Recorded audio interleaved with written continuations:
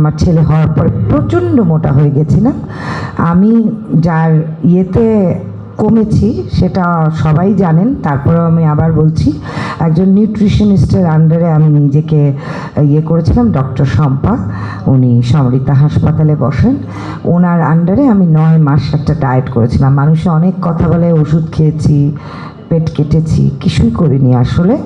এবং একটা নিউট্রিশনিস্টের আন্ডারে আমি ডায়েট করেছি 9 মাস।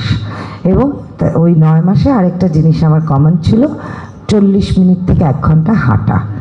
তো আপনারা নিউট্রিশনিস্টের আন্ডারে যাবেন কি যাবেন না সেটা আমি ইয়ে করছি না, প্রত্যেকে যদি 1 ঘন্টা নিজের জন্য হাঁটার জন্য সময় বের করেন, সেটা মেন্টাল স্ট্রেসের জন্যও ভালো, শরীরের জন্যও ভালো।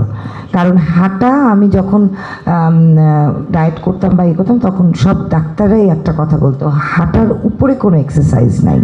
হ্যাঁ, তো ওটা কিন্তু মনটাও ভালো থাকবে। দেখবেন গানের মধ্যে কানের মধ্যে আপনি গান বাজিয়ে হাঁটেন 1 ঘন্টা, দিয়ে বাড়ি ফিরে দেখেন আপনার মনটা আসলে অন্যরকম হয়ে যাবে, অনেক ভালো লাগবে।